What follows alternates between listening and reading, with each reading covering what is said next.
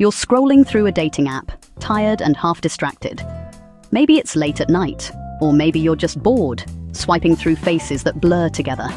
You're not really expecting anything to happen, just passing time, almost on autopilot. Suddenly, you spot someone who seems perfect. Same quirky interests, a kind smile, even a dog. Their profile feels like it was written just for you, as if the universe finally decided to throw you a bone. Your heart jumps. This could be it. For a moment, you feel a spark of hope, a rush of excitement that maybe, just maybe, you've found someone who gets you. But then, doubt creeps in. Are they too perfect? Is that photo real? You start to wonder if it's all just a little too good to be true.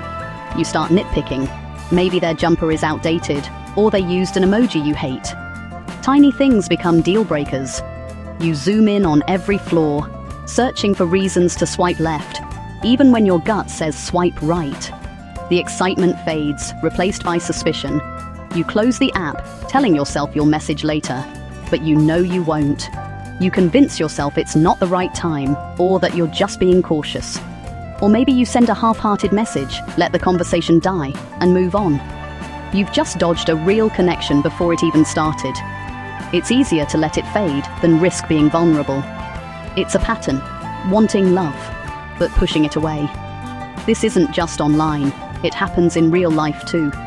We crave closeness, but when it's right in front of us, we freeze or retreat. You meet someone great, but instead of leaning in, you pull back.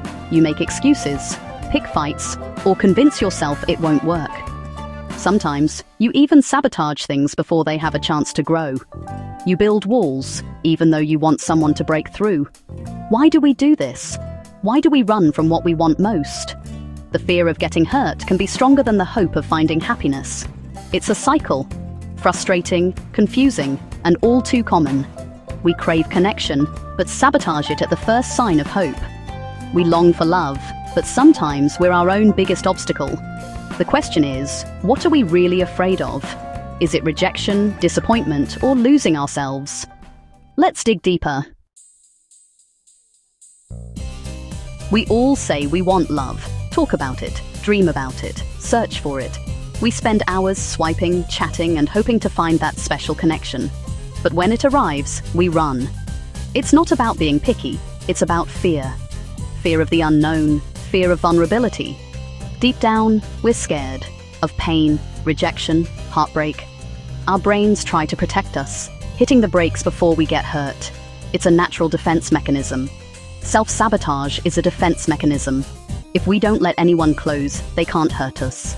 We build walls to keep our hearts safe. If we end things early, we can't be abandoned. We find faults first, so we don't have to face our own. It's easier to walk away than to risk being left behind. It's all about avoiding risk, but we also avoid happiness. The cost? Missing out on the love we crave. In the end, we're left wondering what could have been. Much of this fear comes from our past, quietly shaping how we see ourselves and others. The echoes of old pain linger, even when we think we've moved on.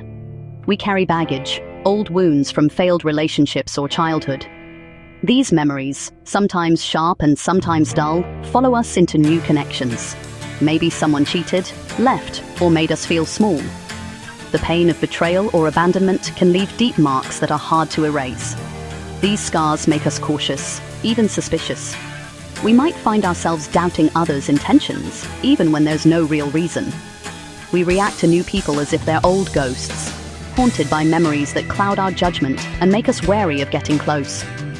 If love was conditional growing up, we might not trust kindness now. The warmth we crave can feel unfamiliar, even threatening. When someone is genuinely nice, it feels suspicious. We question their motives, wondering if there's a catch or if it's just temporary. We create problems to fit our old patterns, even if they hurt. It's easier to repeat what we know than risk the unknown of something better. We replay old scripts because we don't know how to write new ones. The comfort of familiarity can keep us stuck, even when we long for change. Breaking the cycle means facing these ghosts head-on, learning to recognize their influence, and choosing to step forward with courage and hope. Another reason we self-sabotage? the fear we're not enough. That inner voice says we're not smart, attractive, or interesting enough. If someone really knew us, they'd leave. Low self-worth poisons our relationships. We push people away to prove ourselves right, or cling too tightly, desperate for reassurance. Both are driven by the terror that we're unlovable. We sabotage things to stay in control of heartbreak, or we smother, seeking constant validation. Either way, it's fear running the show. To find love, we have to believe we're worthy of it. So how do we break the cycle? First, notice your patterns. Catch yourself pulling away or picking fights. Ask, what am I really afraid of? Naming the fear takes away its power. Sometimes we need help. Talk to a friend or therapist. Be kind to yourself. Challenge that negative voice. Remember, you are worthy of love as you are. Change is possible. Step by step, we can build healthier relationships. Choose to lean in, to trust, to believe in love again. Every small step brings us closer to the real connection we deserve.